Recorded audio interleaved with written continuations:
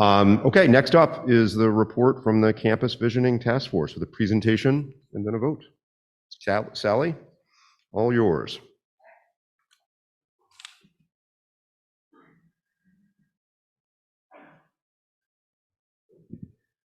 This mic seems to be a bit more reliable, so we'll use this one. Hi, I'm Sally Unger. I'm the chair of the Campus Vision Task Force. And we also have here today Elza, if you'll stand up, Elza Schaefer, the chair of the Capital Campaign Committee. So if you bring up the presentation, please.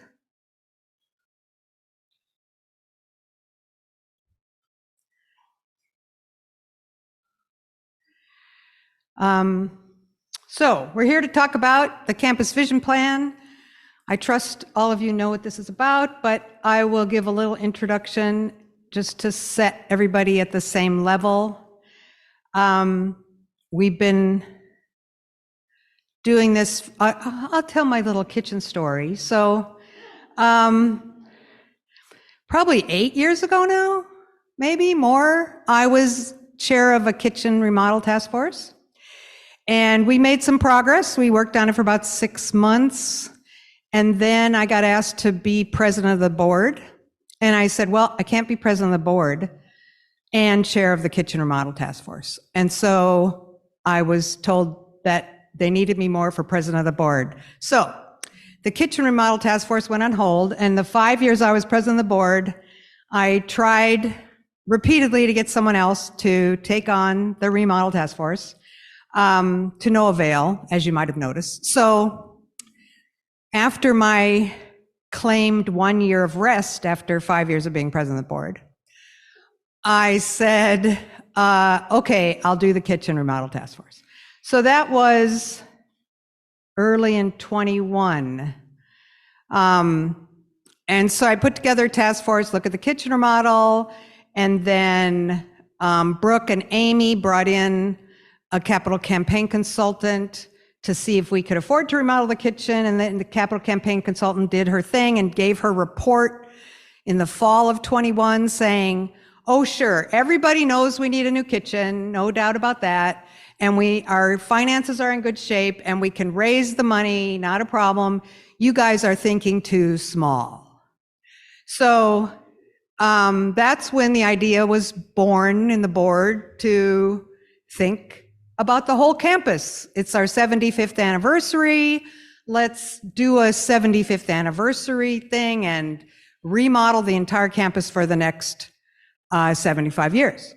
And so then I said, okay, I'll be the chair of the Campus Vision Task Force. So that's how that started. And that was in the fall of last year. And then we started earlier this year, last year, interviewing architects, hired an architect. Oh, we had a congregational vote where we voted to spend, oh yeah, right, got an architect. We voted to spend $90,000 on the architect and the visioning process. So what we've been doing this year, since June, is what I as an engineer call the requirements gathering. So what I'm here to tell you about today is the result of that requirements gathering. So next slide, please. We told the architect that their job was to make an assessment of the campus. We wanted them to look at the physical state of the campus and say what actually needs to be done from a physical point of view, like the dry rot and, stuff like that. And also to run a process where we have the congregation visualize what they wanted the campus to be like for the next 75 years. We knew we wanted a new kitchen. We wanted to add air conditioning. We wanted to reduce our use of natural gas and go to electrical, what they call mechanical systems, which means heating and cooling and water heating. We wanted to upgrade our bathrooms. That had been a project on the capital improvements list for years that hadn't gotten done, and general facelift of the campus. Next slide. So the architect that we hired is Karen Payson. She's KP A&D is her little KPAD. That's what she goes by. Karen Payson, A, Architecture and Design. And here's the names of the Campus Vision Task Force, which you should all have memorized by now. And of course, all the congregants of UUCPA. So we can have the next slide. So this is the process we are undertaking. And I know that there are people who are disappointed that this congregational envisioning project process that we've done so far this year was not a design. And so you're going to hear me say that many times today. The goal of what we did this year was not to make a design. The goal was to gather requirements, to have the congregation think about what do they want this campus to be? What would they like to see in an improved campus?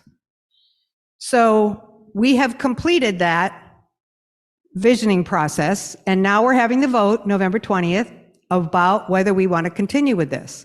If we vote yes today, the next step is the financial feasibility study, which will be done by the capital campaign consultant. She will speak with some 20-ish% of the congregation, and she will make an estimate of what she believes we can raise. Her track record on making those estimates is very, very good. So we expect that her estimate, after speaking with people, will be a good determinant, a good predictor of how much we'll be able to raise. We will start in January with the high-level design of the project, and then we will do the capital campaign in parallel to that. And then after the capital campaign, which is going to be done along with our regular annual stewardship campaign, that, as you hopefully all know, ends with the annual meeting in April. We will have our pledges in hand, and then we will know exactly how much we can raise, and that should match the estimate from the financial feasibility study. Then we will start the detailed design, which will probably take the rest of the year. At some point, we start dealing with the city of Palo Alto, which I also assume you all know is not fun. And we expect to start construction in 2024. So what we're talking about today and what came out of the envisioning process is a list of what's in phase one, and I'll get to the details later. But I just wanted to point out, as long as we're looking at this slide, that the list of what's in phase one, we will iterate on that list. And iterate means to do things over and over and over again. So that list is going to change as we proceed through these steps that are up here on the slide.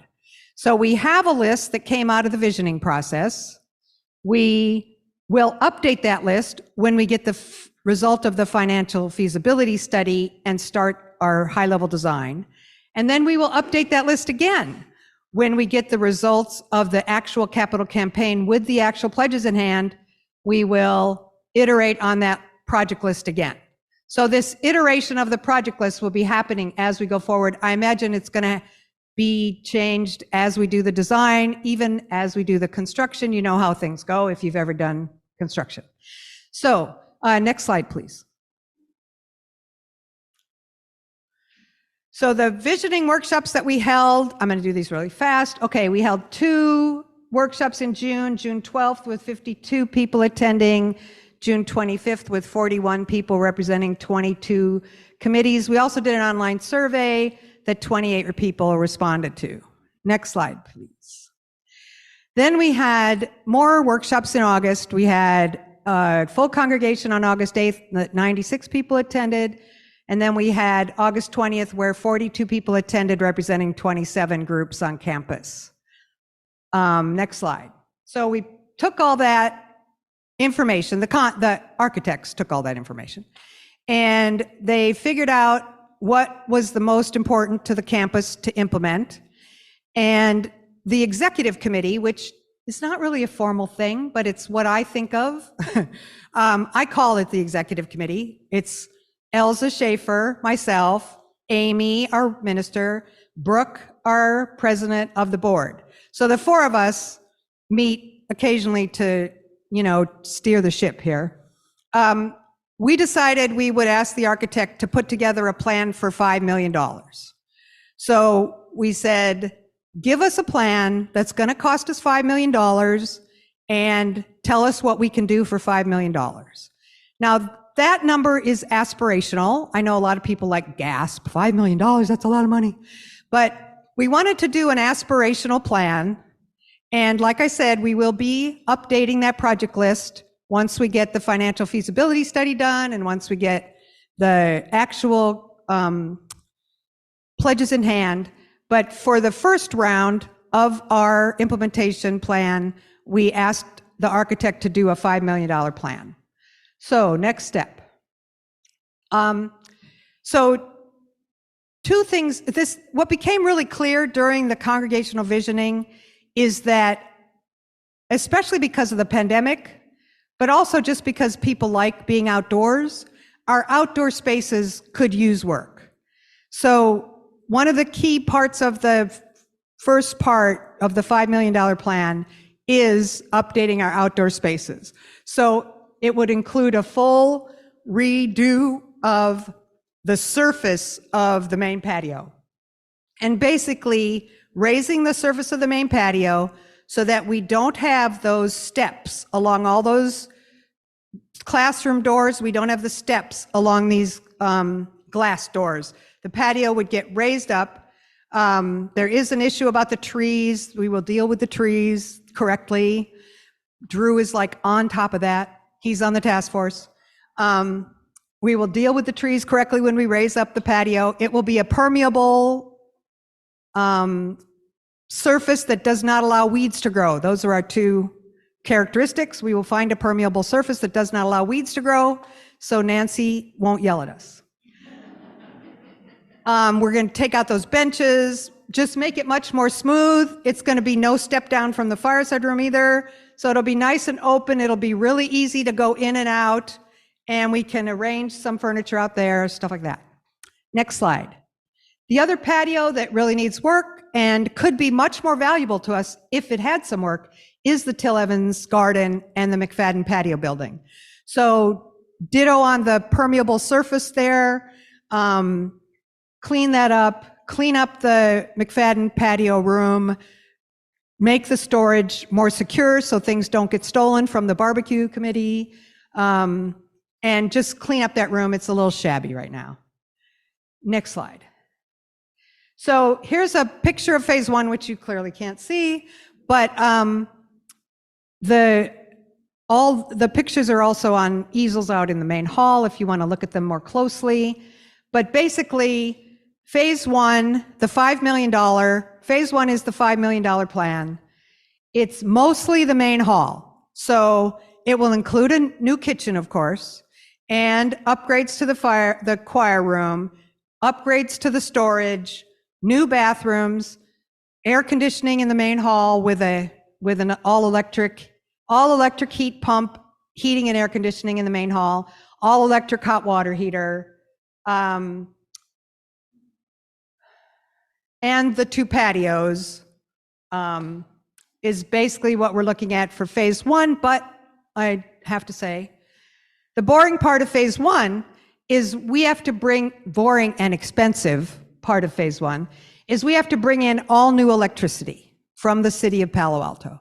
So we have to get a new electric feed from the city of Palo Alto from the street, bring it in off the street. We have to have a new transformer, which is going to go over by the solar powered transformers over in the exit drive.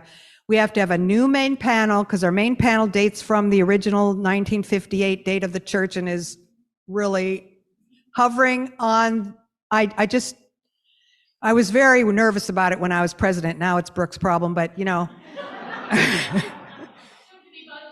Soon to be Buzz's problem, but it made me very nervous when I saw that main panel with the electrician and the inspector that came to inspect it. So, new main panel, it's all going to be completely invisible, and it's going to cost a lot of money. So, that's a big part of phase one, and it puts in enough electricity so that we can do everything else we want to do, like get to zero carbon. So we will have enough electricity to replace all of our carbon generating stuff with electrical stuff. And it will have enough electricity for more car chargers if we decide to do that. And it will have enough electricity for the new kitchen, which, as you know, if you've ever remodeled a kitchen, new kitchens always take more electricity. So phase 2, next slide, please. Phase 2 is the fireside room. We will update the fireside room, put in heat pump, air conditioning, some new storage. It also includes fixing that really ratty looking patio area behind rooms 4 or 5 that the preschool uses. Next slide, please. Phase 3 is all the rest of the classroom buildings. So we do all the rest of the classroom buildings. We give them new HVAC, new heat pump, electric HVAC, electric water heating, new bathrooms in those bathrooms over there. That's kind of the main thing in phase 3. Just all the classroom buildings, including the office and the library and the minister's building. So when I say the classroom, I mean all those other buildings. So phase 1 is the main hall. Phase 2 is fireside room. Phase 3 is everything else. Next slide, please. So what's not in our list? So what didn't make it in any of the phases is the new meditation pavilion. So if you look on this map, you can see the idea that the architect has for where the meditation pavilion could go is up in the front garden. The reason it's not in any of the phases, it's over $1 million to build that. Even without any plumbing, it's a lot of money. We can do it anytime we want if we want to spend $1.25 million. But that's why we didn't include it in any of the phases. Other things not in the phases are a rehaul of our IT infrastructure, which actually we will be doing. But we didn't know how much it was going to cost, so we didn't put it in the phasing. The problem was the person doing the estimating returned this really big estimate because they were estimating what it would cost if we were a commercial office building of our size, because that was kind of their standard IT estimate, which doesn't really apply to us. So what we need to do early on in the design phase is bring in a specialized IT consultant who can figure out exactly what we need, and then we'll get an estimate of what that's going to be. Those are kind of the key things that aren't in the phases. Next slide, please. So what's all this cost? So here's the costs for the whole shebang, our entire vision, not including the things I just said aren't included. So oh, actually, no, this is in there. The extras are in there too. So we got phase 1, and these are the hard costs, and I'm going to explain soft costs in a minute. So the hard costs of phase 1 is $3.8 million. The hard cost of phase 2 is $800,000. The hard cost of phase 3 is $2.8 million. And the current estimated costs of the things that were not included in any of the phases is about $3.5 million. So everything all added together, the hard costs are $10.9 million. And then you have to add the soft costs. What are soft costs, I hear you say? Much like I said in the first meeting when the architect said, oh no, that's not what it's going to cost. There's another 30% or so of extra costs. I'm like, ugh, shoot me now. Okay, so the entire Campus Vision soft costs are $3.5 million, which brings us to a total for the whole 9 yards of $14.5 million. So that's why we're starting with a $5 million phase 1, because we're not asking you to raise $14.5 million. So aren't you glad? Okay, so next slide, please. So here's the detail on the soft costs for phase 1. So phase 1's hard cost, $3.8 million.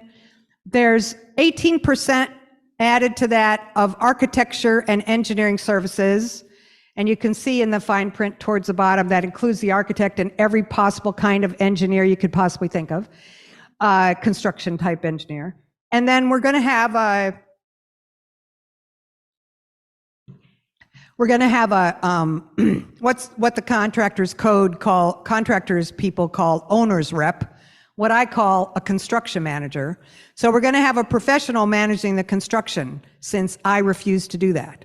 So we pay someone, they represent the owner, they manage the contractors. They go to the site every day, answer the contractors' questions. You know, if you've ever done a remodel, you know what I'm talking about. You talk to your contractor every day. Every day they have some question. Like, do you want this corner square or rectangular? And you're like, I don't know. So anyway, so we're hiring someone to do that. And then we need a commercial kitchen designer, since we're looking at a commercial kitchen, and that's a specialty. We also need some other specialty consultants for our acoustics, our security. That's another 8% of the hard costs. Then there's the City of Palo Alto permits, which we got a rough estimate from them of what they think that's going to cost. So altogether, the phase 1 project budget, as it currently stands, is $4.9 million. And so that was the response from the architect. Here's what you can do for $5 million. And that's going to change. That's an estimate. That's not going to be the answer, okay? It's going to change many times before we're done. So next slide, please. That's it. Oh, good. Thank you. All right.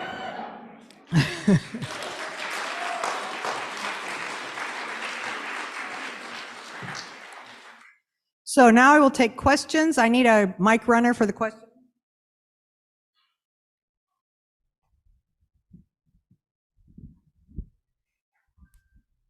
Power. Any questions? I'm going to move this. These are two questions that I have been asked to from Bob Green. He asked me to ask about whether we had considered an electrical system for backup, a backup electrical system, presumably solar, for when the power goes down. And also, the second question, he's concerned about shade on the patio. That probably falls in Drew's area, but he says we need to accommodate people for whom exposure to direct sun is dangerous, and he wanted me to raise these 2 points. Thank you, Marilyn. The first question is about will we have battery backup for our electricity? And the Point Energy is the company we used to do our electrical plan. And they do have in the plan, I forget what the word is, maybe a breaker, something. A breaker on the outside of the main panel in the right place to put a battery. The cost of the battery is not in the estimate, but it will be battery ready. And the shade, that's a great idea. We will put that on the list for design. Any other question? Well, I've been sitting here just wondering whether we're going to change the name to the heat pump room. We'd be the first. From the fireside room? Okay. Are we going to change the name of the fireside room? Here's what I'm hoping. We'd be the first on our block. Okay, I'm hoping Elsa this is actually Elsa's job, not mine, but since she often stands up and speaks for me, I'm taking this opportunity to speak for her and say, somebody wants to donate $2.5 million, we will name the fireside room after them. And then it will be their name room.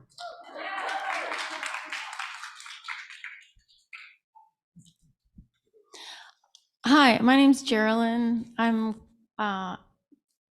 setting out a couple of inquiries on behalf of Chris, who has asked me as a proxy. Is this a good time to do that? Yeah. Okay.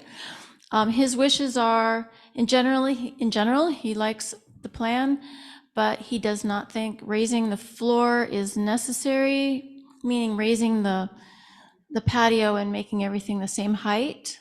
I'm not saying I agree with these. I'm Chris right now. I'm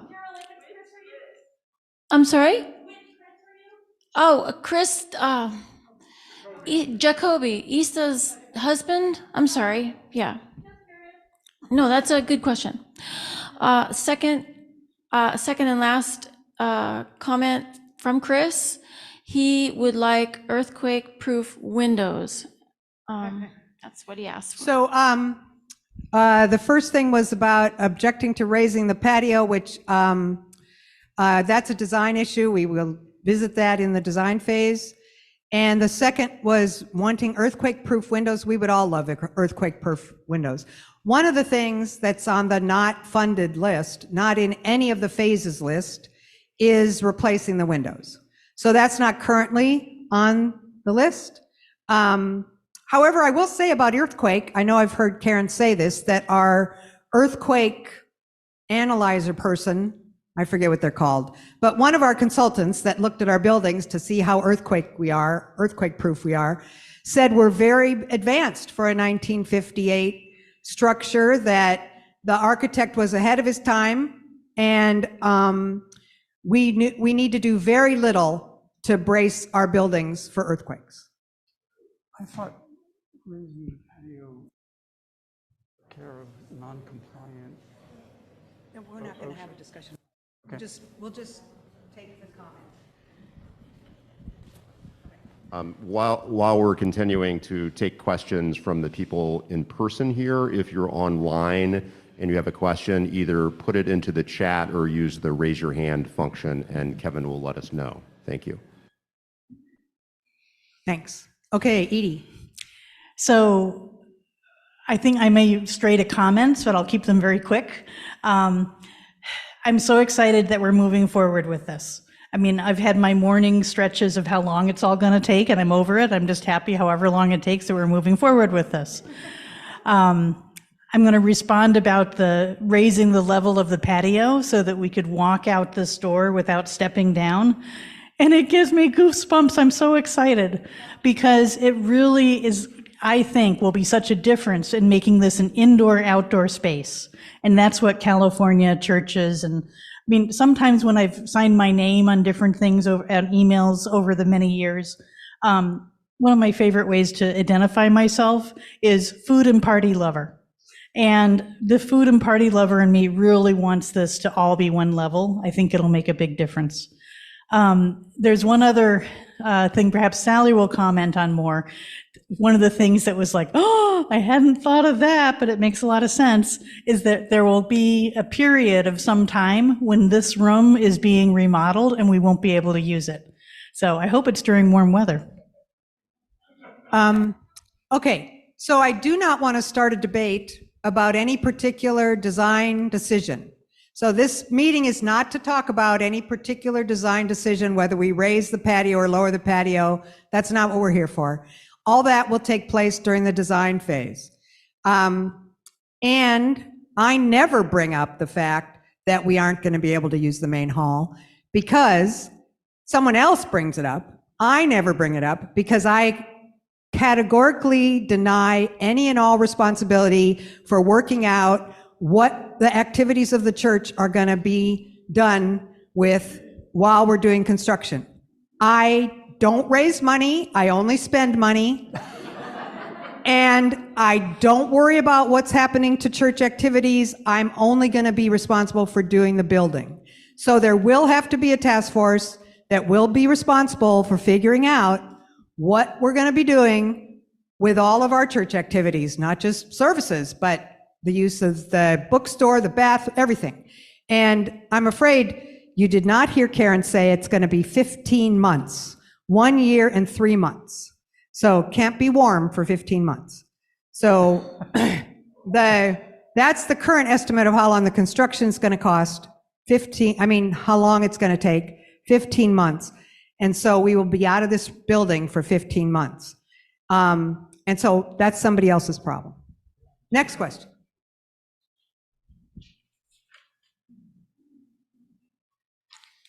I have a two-part question. The first part is, do we have a sense as to the likelihood of phase 2 and 3 actually occurring?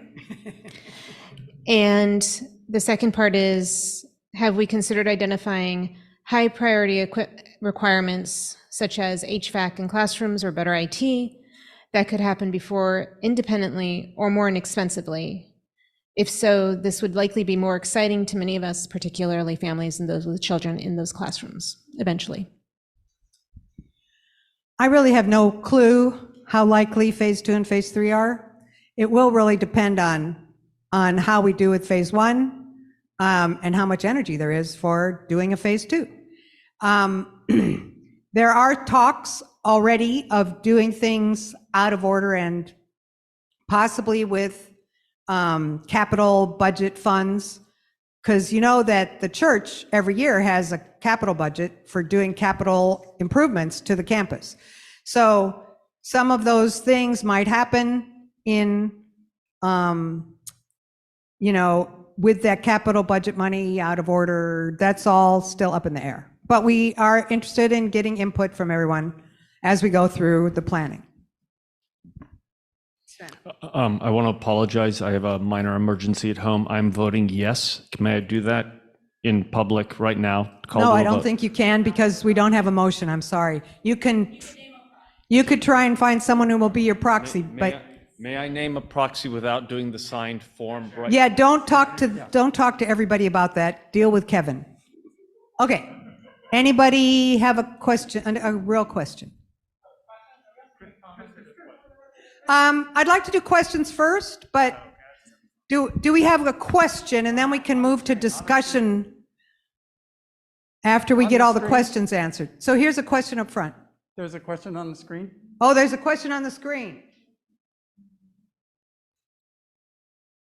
I think it's me they're talking about. Do we get a second or third bid? Seems odd to go with one, is the question on the screen. This is not a bid. I need to say that over and over and over again. This is a rough estimate of what these things might cost to our best knowledge today. So it is our best knowledge today that came up with an estimate of what this list of things will cost. I guarantee it will cost something different. When we go to get contractors, we will be getting multiple bids for contractors. That's when we will have really much more solid numbers of what it's going to cost.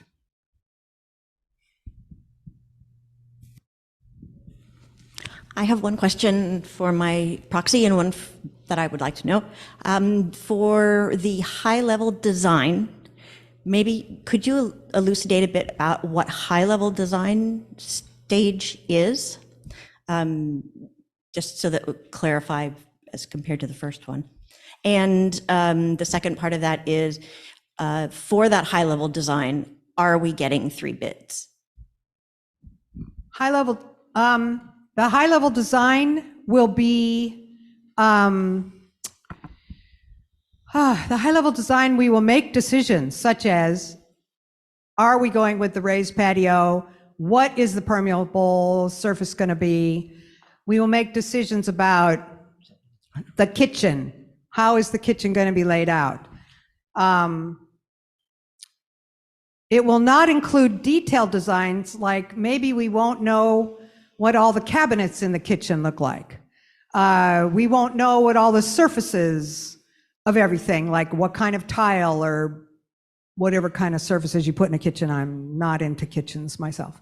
But anyway, that's in the detail. The high-level design will result in drawings,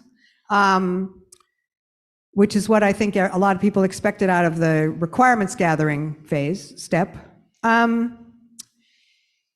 So that's what that's my knowledge what high-level design is. And also, like I said, we're going to iterate on the project list as we go. We will not be getting multiple bids on the high-level design. We're going forward with the same process that we have today, the same architect. We've already invested 6 months into that architect. It would be silly to start over with the new horse. Next question. I have a question on the fundraising. Will it be itemized? Will people be able to say, I want to put my money against A and they don't care about B? Or God help me, I hope not, but Elsa's right there. Hand her the Okay. mic. Elsa. Elsa. Thank you. There are two elements there. The ask in the beginning is to have unrestricted funds, and that's what the 5 million would represent. There is in many fundraising setups the capability, if somebody wishes to say, I want to fund X. I have a special affinity for X. Particularly if X is outside of that 5 million, that is definitely a possibility.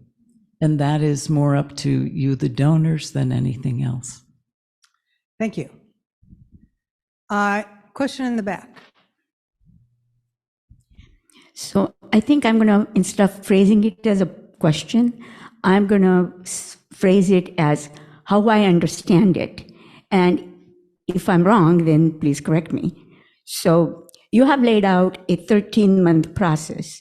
And what you are asking congregation to do is to have faith and go ahead and do it, is what congregation is going to tell you today, or not. Don't do it. Stop it. And then congregation doesn't see anything until everything is done, and all of a sudden, voila, there we are. Or do we have another place, and what those places are where congregation has a voice? Of course, the congregation will have a voice as we go through this. We'll do some informal meetings, like town halls, I guess, with various, like when we come up with the new project list based on the financial feasibility study, we'll have input meetings for that. Where the congregation will have a vote is up to the board. So Elsa and I have been talking about it a little bit, like when would be the right time to have another vote, but it's really up to the board to decide when they need the congregation to vote on something. But Elsa and I were thinking about, at the annual meeting, have another vote on where we are with once we know what the real pledges are in hand. Elsa, do you want to say anything else? Or Buzz as VP? No. Okay, Elsa says no, she doesn't have anything to add to that. So yes, there will be more congregational votes. I don't know when they're going to be. If you have an opinion of when they should be, talk to the board.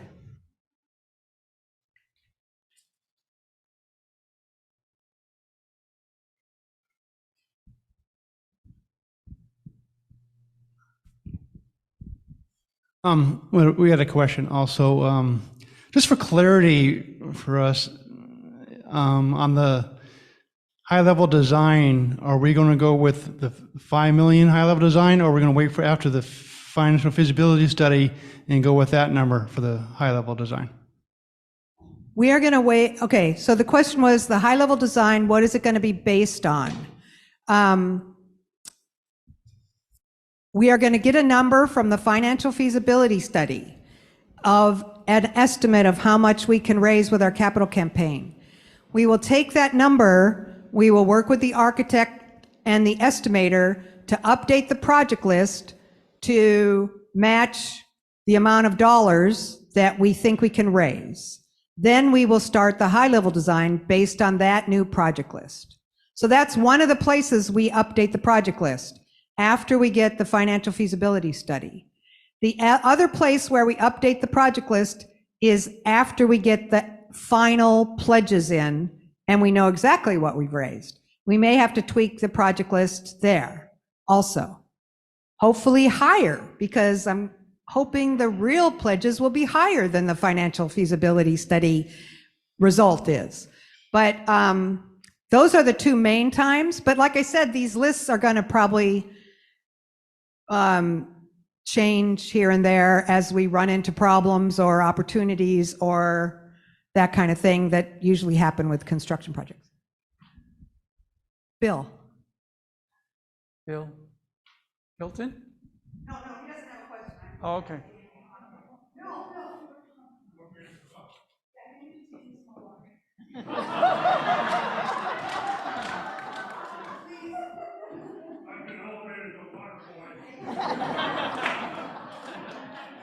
Well, I figure the task force members have to be good for something. Okay. There was a question last time, I'm not sure if there any clarity on it, but there was concern when they tried to raise the capital last time. They did all this work, spent a lot of money, presented to the city of Palo Alto, and voila, Palo Alto said, you got to fix that creek side over there, and that raised the cost so much that they canceled the whole thing.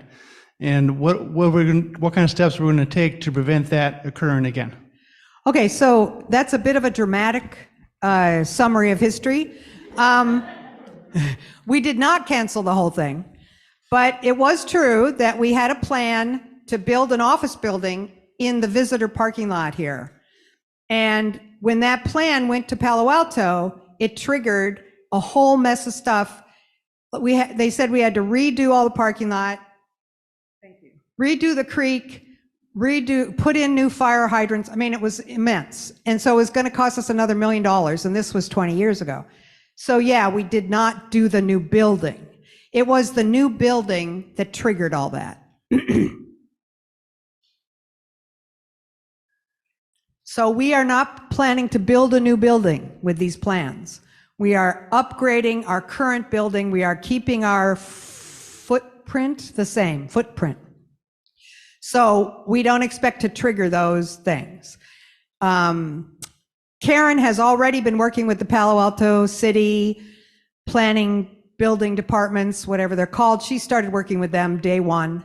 She has been working with the Palo Alto permit people and the Palo Alto planning people, and she's been running by them what we plan to do, what kind of things. She's covered a lot of bases there, like the historical thing. There's like a whole historical thing we have to watch out for. So she's on top of all of that. So that's the architect's job, to make sure we don't run into those kind of things. And I don't think we will run into the whole creek parking lot problem because we aren't changing our footprint. Question on the screen. Question on the screen. I think you're talking about me. Can everyone hear me? Hi, Brooke. Hi. Well, I just Brooke, want, hi, Brooke.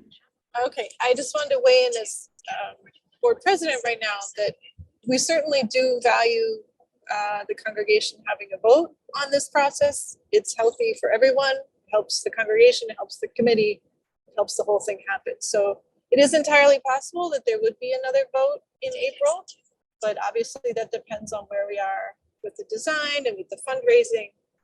But we certainly are not looking to, cut folks out of the process. We want people to be involved and to feel like the decisions we're making are, we're not going to reach 100% unanimous agreement on everything, but we certainly want to come to consensus and have everything be well explained, why we're making certain decisions, and go forward with a clear green light from the congregation.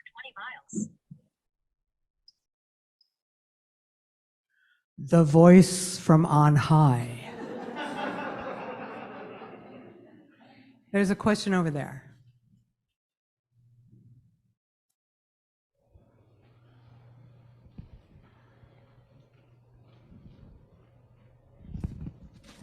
It's more of a comment for thought.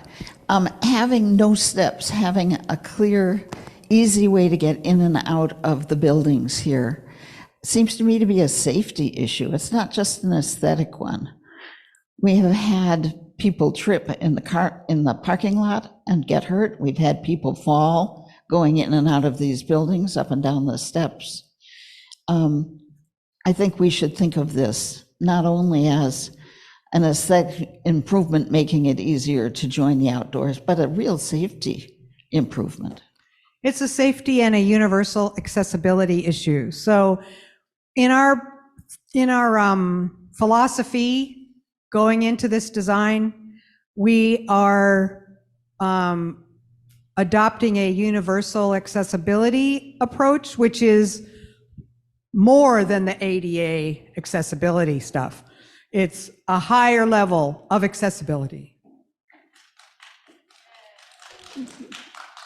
So I think we're ready to make the motion. Can can you bring up our motion slide? Oh, there's a question back there? Oh, sorry. Comment. Okay. Is that okay? Yeah, go ahead. Hey, Sally. Just wanted to thank you and the task force for taking everyone's opinion. Speaking on behalf of Safe Parking, I appreciate the features that you've added that'll let us continue to serve our community the best we can. Great, thank you.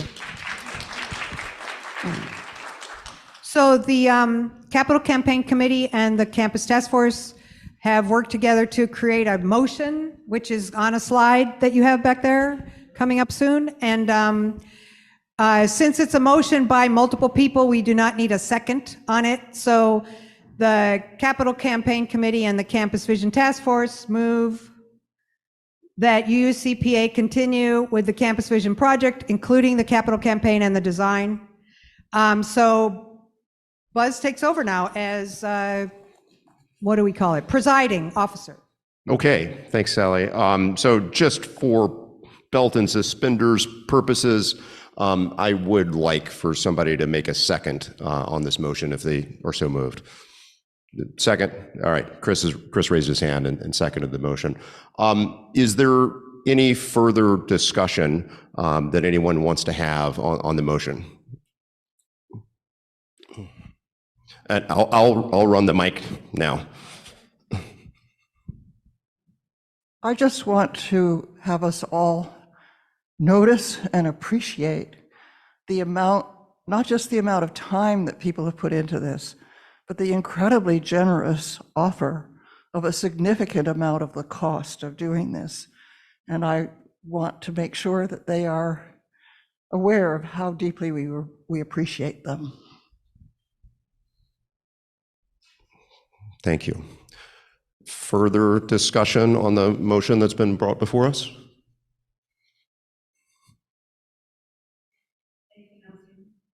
Hang on, Robert. Robert has a point.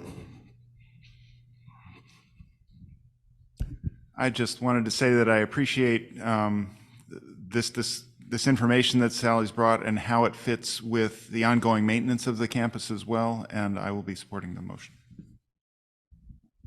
Thank you, Robert. Further discussion on the motion, either in the room, anybody online? Okay, I think we're ready to make a vote. So if you're in the room, you have a blue and possibly a pink ballot. I'm going to call the voting in this following order. I'm not asking you to vote right now, but I'm just going to explain the process. I'm going to call first for ayes. Then we will count all of them. Then I will call for nays, and we will count all of them. And then I will call for abstentions. And we will count any abstentions that there are. If you're on Zoom, Kevin, do we want them to put their votes in the chat?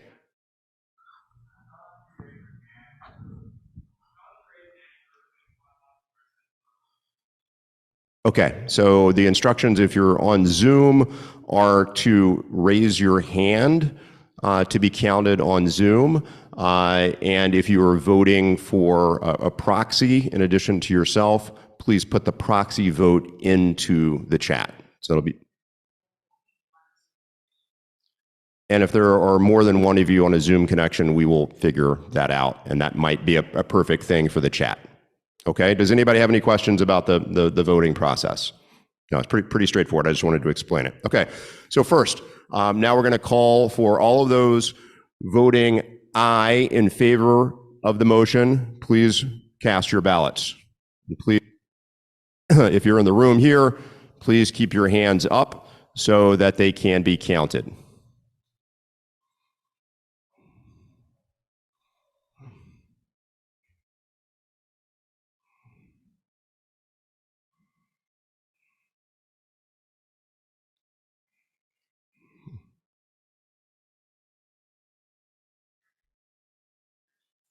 Bill, there's one vote.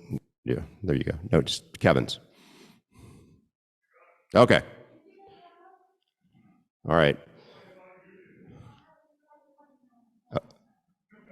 All right, Bill, Susan, you guys are finished counting here in the room? Okay, you can put your hands down. Thank you.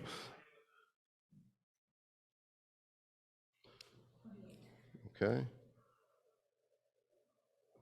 And then Kevin, how many were there in favor? Okay. Now let's move to the those voting against. If you're in the room, please hold up your hand voting against the motion, and then follow the same process online. So anybody against the motion?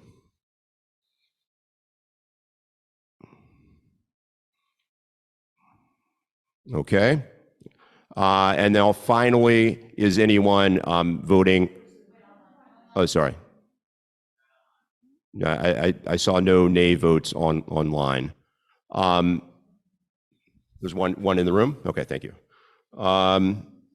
And then is anyone abstaining? Again, if you're in the room, hold up your ballot as an abstention. And if you're online and you wish to abstain, please indicate using the process that we're using. Any abstentions in the room? Any abstentions online? Okay. So if I've counted this correctly, we have, what's 48 plus 16? Who's good on math? Is that 64? We have 64 yes votes, 1 no vote, and 0 abstentions. That means the motion is approved and carried.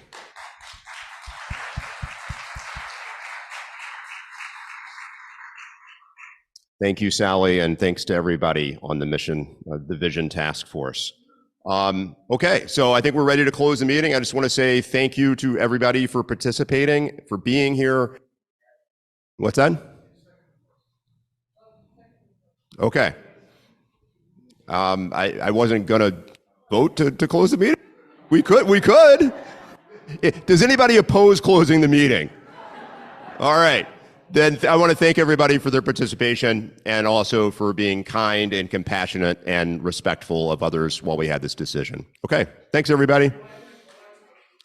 Oh, yes. Way out. Please put them on the table on the way out. Put your